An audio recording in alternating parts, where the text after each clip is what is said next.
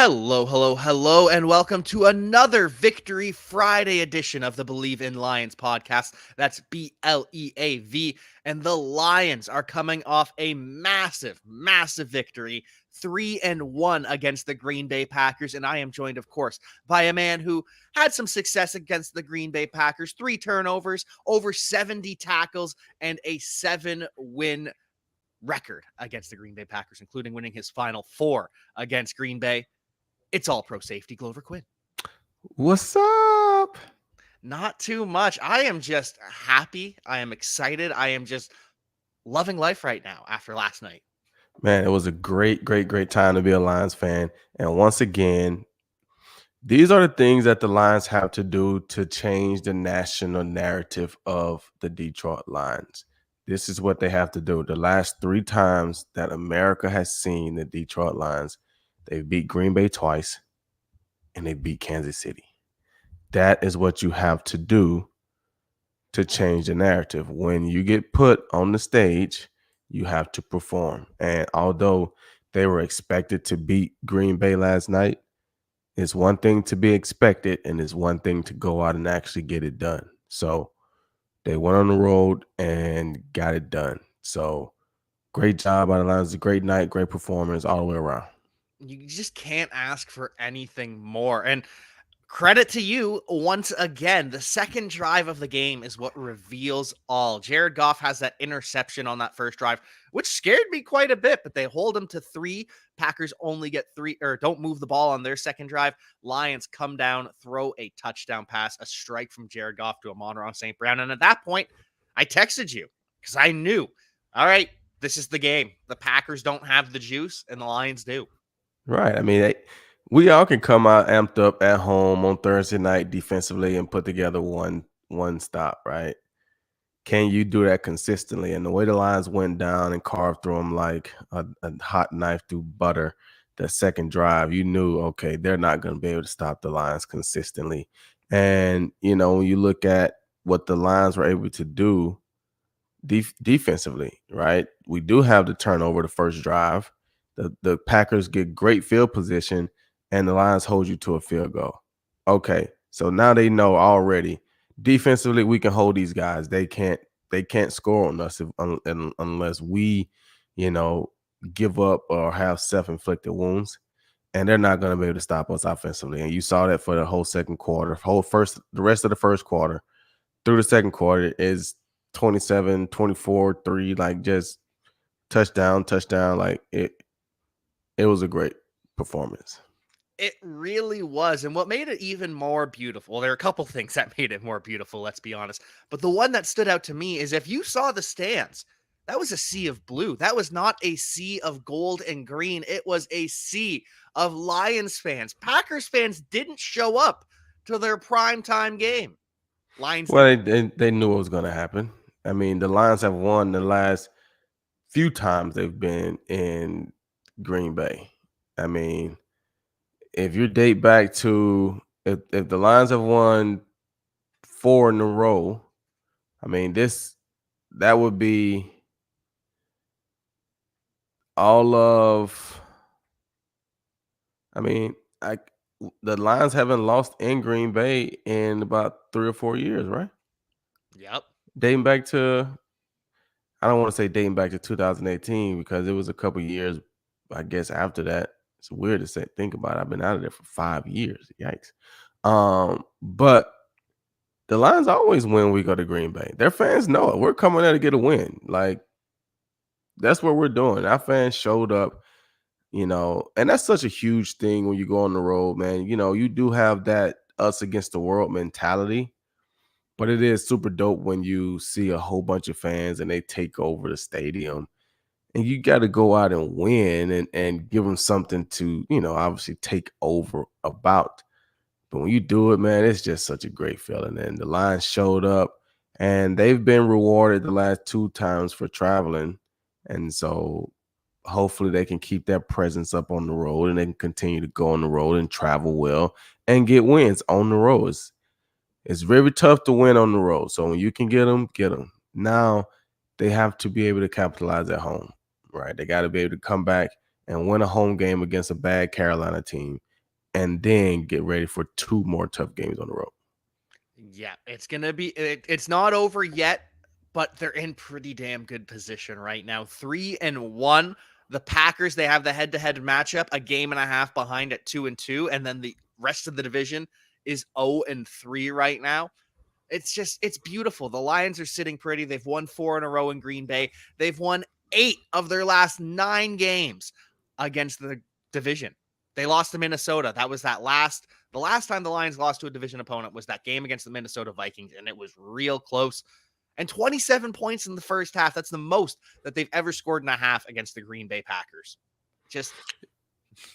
Yeah, it was an incredible performance, right? So, they came out and did what they had to do, right? So, obviously, from a coaching standpoint, that's going to be what you talk about, right? Because coaches always have to find something to coach, right? So that'll be something that they talk about, right? 27 points in the first half, and we end up with 34, right?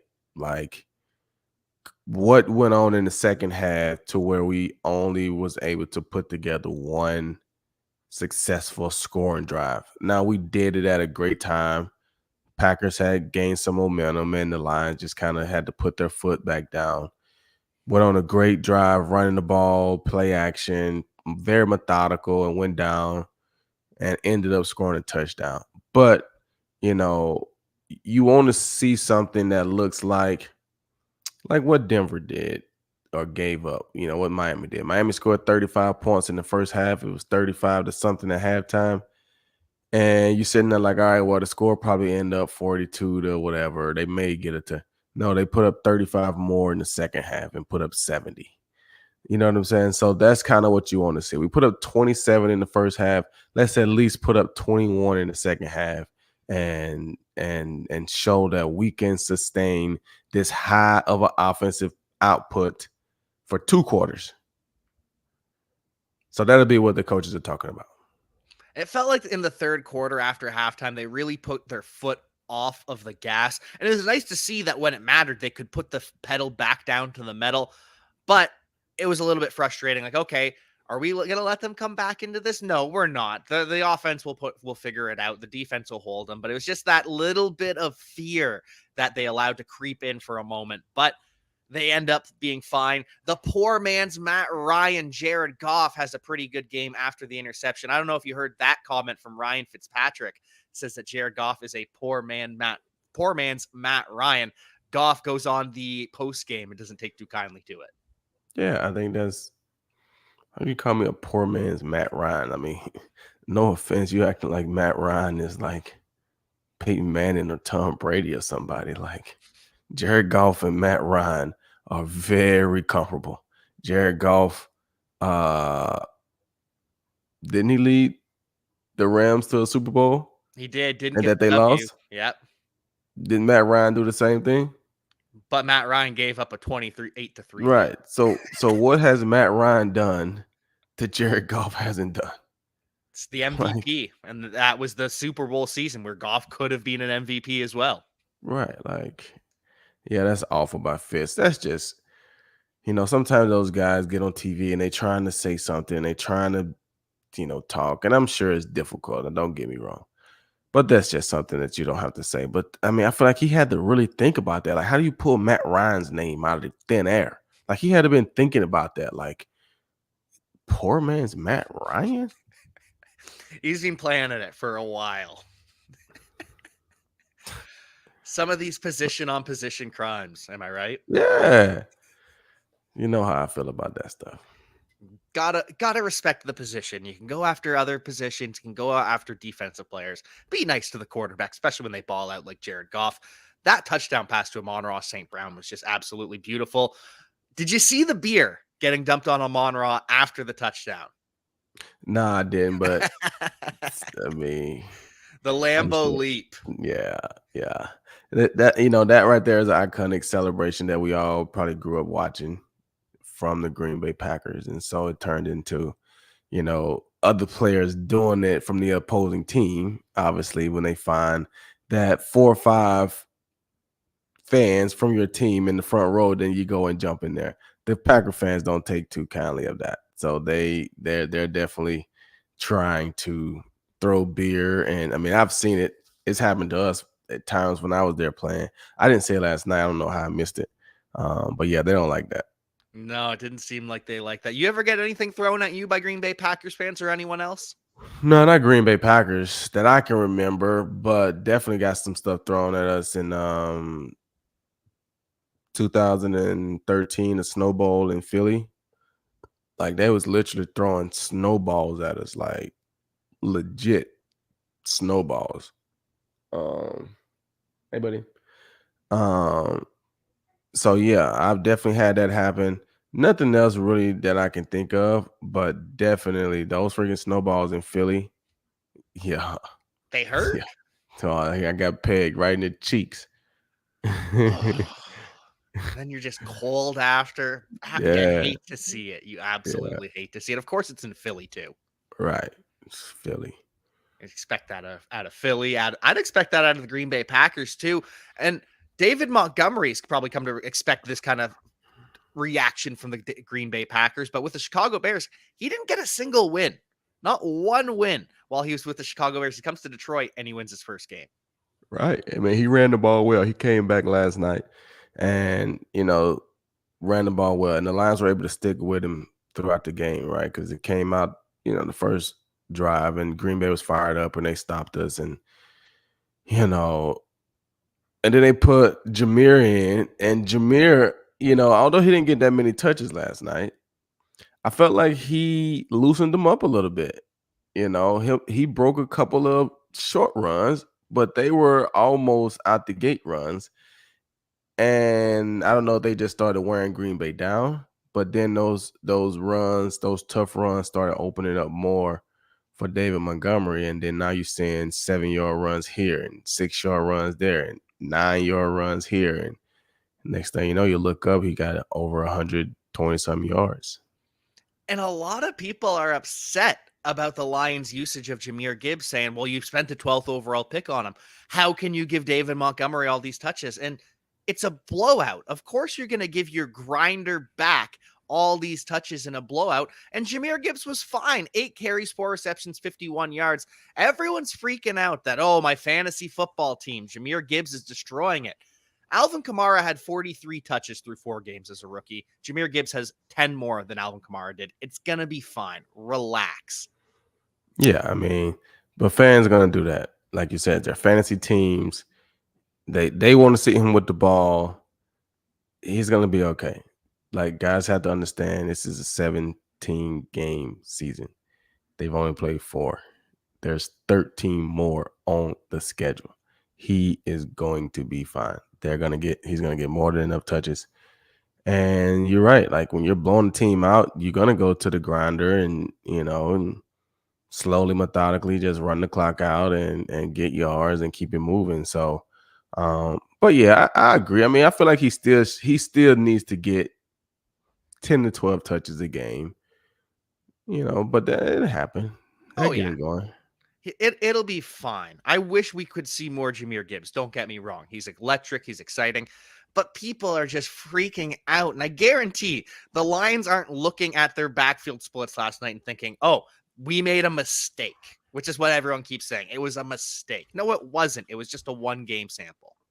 Right. And I mean, as you can see how quickly things happen, right? I mean, as a running back and in any position, but these guys can go down very quickly, even just getting a little banged up for a game, you know what I'm saying? So you need multiple guys. And I'm like I said, they're gonna be just fine with him. They're gonna definitely he's gonna get used enough throughout the course of the season. Just be patient. And he's already on pace for 1,000 yards from scrimmage. It's going to be fine. Unlike the running backs that face the Detroit Lions have been lights out against running backs, averaging 2.87 yards per carry on the season. Only 2.3 yards a carry last night. Aaron Jones, 14 yards. Shut him down completely. Yeah. Like I said on that show, I don't know why they played him. Should just let him rest another week. No point even put him out there. I mean, he almost got his whole leg took off, on the tackle from Cam Sutton. So He was a non-factor last night. I mean, outside of the one play, I think maybe in the red zone, he may have had another one here or there, but Christian Watson was the same thing, non-factor. But that's a kudos to the Lions defense. They were locked in. They were playing great ball. You know, they got some turnover last night. They're getting good pass rush. They're playing good. You know, they're playing good. I mean, I ain't gonna say Tracy missed another interception because sometimes those are tough because you don't know if he's gonna make a good throw to the wide receiver or he's gonna. Sometimes those are tough. The only thing that got me was it looked like his reaction to the ball was like late. Like he didn't see the ball until it was like past him. And that right there is like, I feel like if he would have picked the ball up out the quarterback's hand and felt the wide receiver, he would have realized that it was an overthrow kind of behind the receiver. And maybe he could have made a play on that ball. But I'm not going to give him a hard time. Jerry Jacobs made 2 good interceptions. Saw the soccer trot. That's a good thing.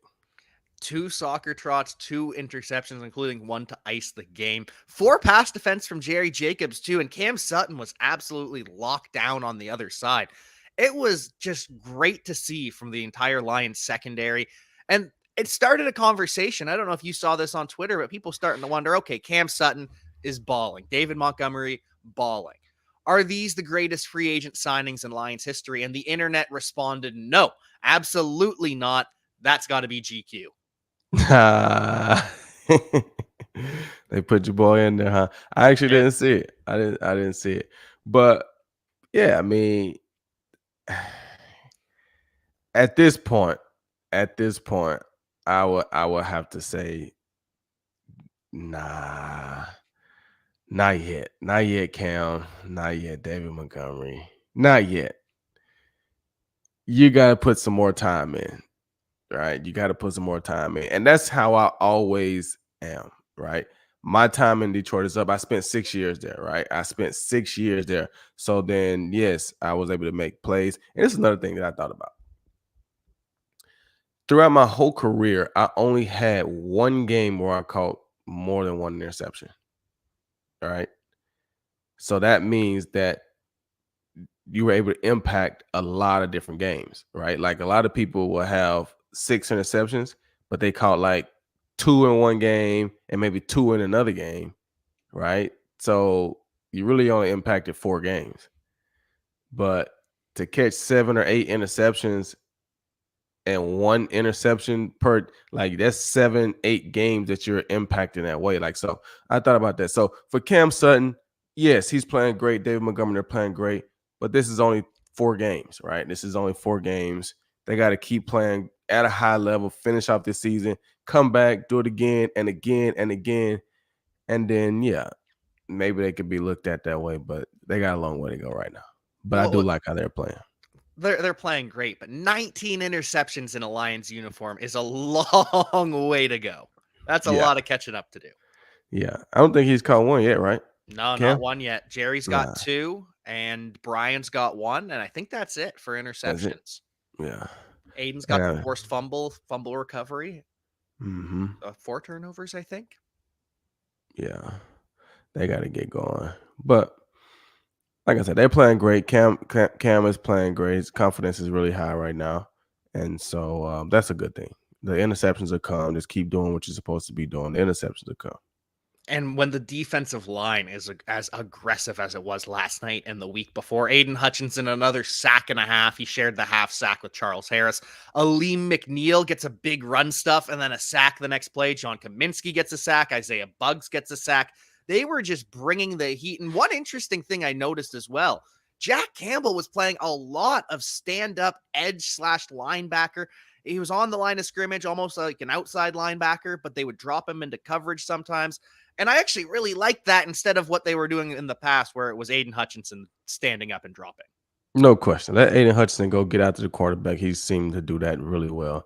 And Jack has shown that he can make those drops, but he's also big enough to rush at times as well. So I think that's a great adjustment, great move to be able to get the same thing done that you want to get done, but use a different body, somebody that's been in that position and someone that can do it and not take your best pass rusher out of what he does.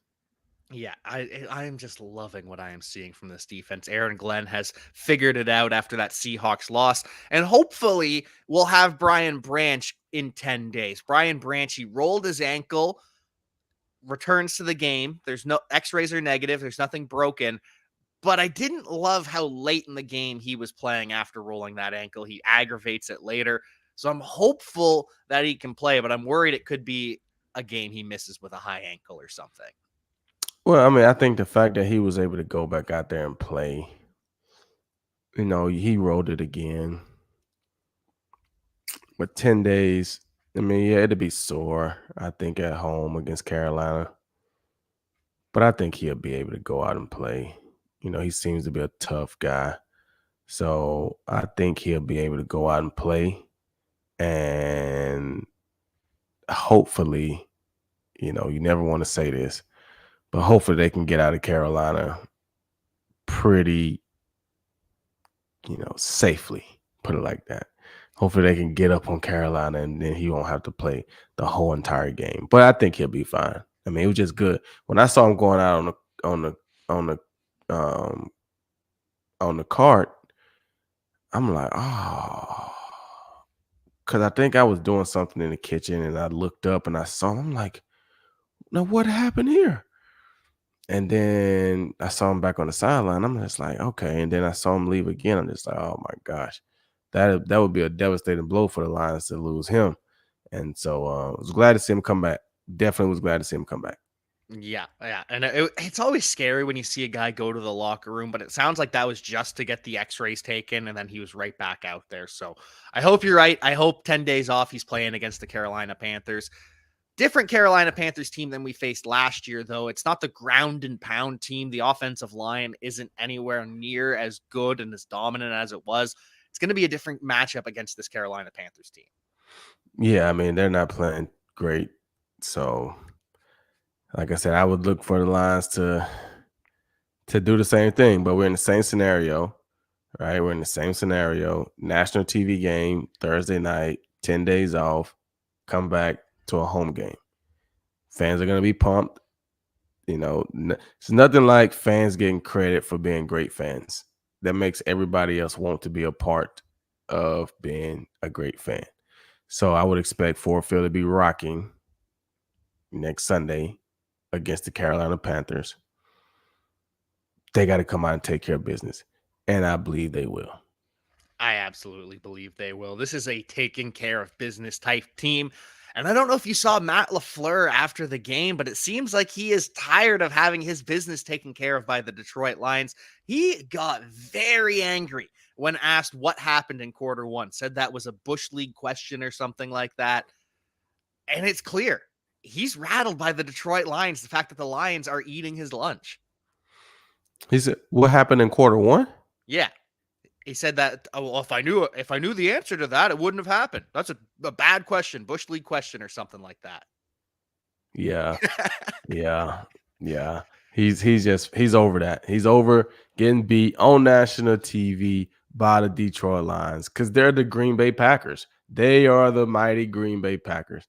And, what's funny is Aaron Rodgers couldn't even be laughing last night because he was taking the same whoopings. So it's not like it was a situation where Aaron Rodgers was like, now they can't beat the Lions without me. They couldn't beat the Lions with you either, Aaron. So, yeah, he's tired of it. He's tired of it for sure. He's tired of the Lions owning the Green Bay Packers. And it seems pretty clear for years the Packers were the cream of the crop of the division. Now that is the Detroit Lions. The Packers have taken a step back. Now they're in that tier with the Minnesota Vikings where the Lions used to be. And it's pretty clear that the Bears are just the worst team. Yeah, the Bears are awful. And let me check my schedule and see, because the Lions have already played. All right, so the Vikings should get out the snide this weekend. They got the Panthers. They got to go to Carolina, but they got the Panthers. So the Vikings should get off the snide, but then they come right back against the Chiefs. So that's probably another loss. And then they got the Bears. So they should win 2 out of their next 3. So they're 0-3 right now. They should probably get to 2-4 over the next, I guess, 3 games. The Lions, on the other hand, has Carolina as well, which should be a win. And then they got to go on the road to Tampa and Baltimore. Tough games. Tampa's be a tough defensive game. But I can also see the Lions getting to 5-2 if they lose 1 in this stretch. So yeah, I don't see Minnesota being explosive enough, honestly, to make up for that unless the Lions just stop playing well. I don't feel like, and that's why they do so. That's why they have all these stats, right? Teams that start out 0-2 and 0-3 and all that, because it's very rare that you take a team that starts out 0-3 and then they just start just winning a bunch of games. Because it's a reason why they're 0-3. Like, they're not getting something done either offensively or defensively. And that Minnesota team, I don't know what it is. You know, they got Justin Jefferson, they got a couple good receivers, they got TJ Hockenson, but for some reason they're not getting it done. So I'm not going to try to figure it out for them. Continue to not get it done, and the Lions can continue to get it done. And the Lions getting it done hopefully takes them to a division championship. We are on a good path right now. Hopefully be 5-1 heading into Baltimore. That'll be a tough game as well, but Lions owe the Ravens payback for the last couple times they've faced off where it was just a last-second win. I'm excited for the next couple of weeks of football, and I am excited about this final question that I do want to ask you, Glover. And we talked about this in the pre-show, but on the hands team last night, on the onside kick, that used to be you back there, didn't it? Yes. And, that's such a scary position, honestly, because it's a lot on you because the game is on the line, right? And the ball's going to be weirdly coming at you, and you got the team is dependent on you to seal the game. So it's a great position of responsibility, right? And so I literally would be sitting on the sidelines seeing how the game is unfolding and was like, all right, if we go out there and give up a score, we're gonna have to do hands team. Hey guys, we can't give up a score. Hey guys, hey, we cannot give up a score. We cannot give up a score. And so, yeah, that was me, man. And I was actually watching the game last night, and I saw Amon-Ra St. Brown, back there, and I started to think like, wow, that used to be me. Like, I used to be the guy that had that position. And with Amon-Ra St. Brown obviously having probably the best hands on the team right now for the Detroit Lions, I was like, man, I got trusted with that. Did I have the best hands on the team? Did they feel like my hands were that elite to put me as the hands guy? And then I started to think, like, how often do you see DBs as the hands guy? Right? I'm not saying that they don't, but how often do you see DBs as the hands guy?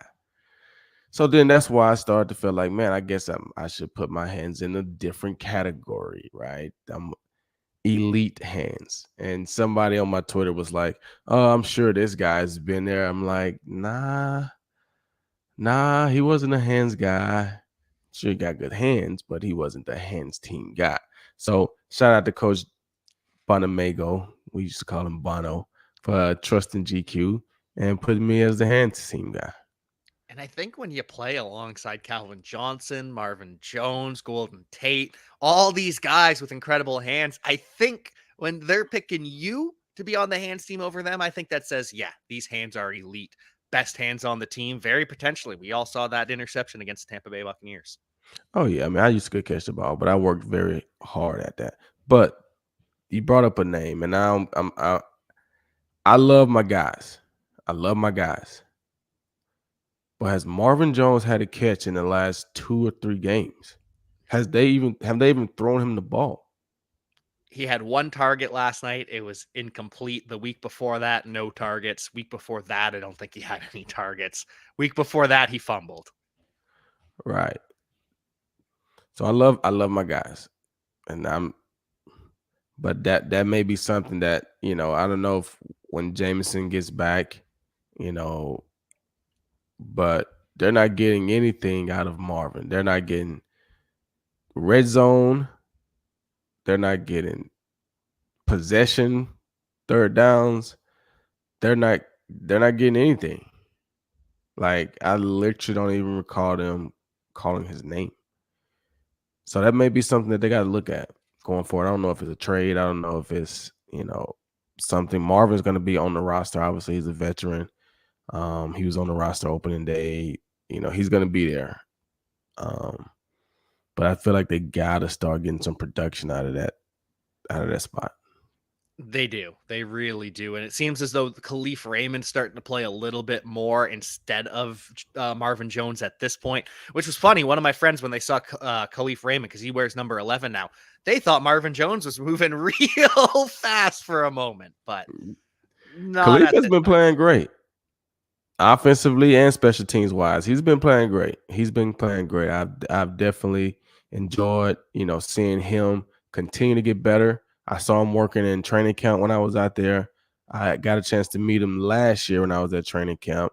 Great kid, great guy, hard worker, and it's good. Like, you love to see those guys start to make plays and start to get some of the recognition that they deserve. And you were on it after your training camp. You said, hey, this is the guy that's going to be making those big plays instead of Jameson Williams while he is out. And it's been that way so far, alongside Sam Laporta, who continues to just make big play after big play. Yes, he looks good. He looks good. And that's all it takes, is just continuing to make plays, to continue to build your confidence. He looks incredible. He looks like he has fun playing the game. Big guy, strong guy. He can run. So great steal by the Detroit Lions in the draft. Great, great pick. Lions had a couple of those with Brian Branch going off at the board at 45 with Matt Laporta or Sam Laporta in the second round. Great draft by the Lions. Great team of the Detroit Lions. I'm excited. I'm excited about 10 days off. I'm excited about going into the weekend with a W. Glover, any final thoughts on this Detroit Lions team or the next couple days in general? Man, this Detroit Lions team is for real. They are the real deal. They are mature. You can see it in a lot of the things that happens with them. Few things that happened last night that showed their maturity to me. You look at the first drive, they throw an interception. Defense comes out, no panic, holds them to a field goal. You look at the Packers gaining a little momentum, have a weird play at the end of the third quarter. Quarter's supposed to be over with. The guys were a little relaxed. They don't stop the clock as the referees. They give up a big pass, go down there, and they give up another score. And then the Lions come right back and methodically close the game out. Run the ball, a very mature looking possession. Those are the things that you want to see from a good team. The ability to take a punch and then be able to come right back and handle it, not be phased, not lose all your composure. Those are things that you like to see. We've seen in the past where that interception leads to a downhill spiral right out the gate, right? We've seen in the past where that play, they give it up, they give up a touchdown, then we have a 3 and out, then you give up another touchdown, and now it's a different ball game going down the stretch. This Lions team is mature. They handled those situations last night. That shows they've grown and they are ready for these moments. So this Lions team is for real. This Lions team is for real. We've got 10 days off to bask in the realness of this Detroit Lions before we get another opportunity to prove how real we are. Good teams beat up on bad teams. The Lions beat up on the Packers last night, hopefully beat up on the Carolina Panthers in week 5. But until then, we will see you next time. Peace.